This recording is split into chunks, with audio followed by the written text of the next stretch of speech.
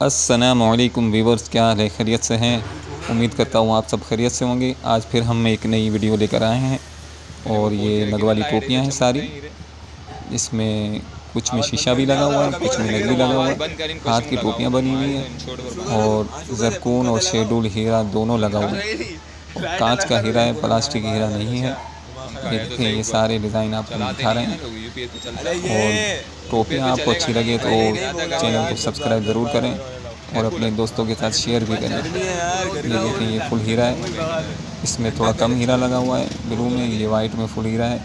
इसमें शीशा हीरा दोनों लगा हुआ है। ये देखें, इसमें भी फुल हीरा लगा हुआ है। ये लाल में भी फुल हीरा लगा हुआ है।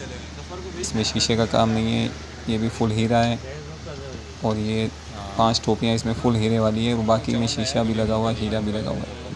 भाई वीडियो पसंद आए, टोपी पसंद आए तो चैनल को सब्सक्राइब ज़रूर करें और अपने दोस्तों के साथ इसको शेयर भी ज़रूर करें। जज़ाकल्लाहु खैर।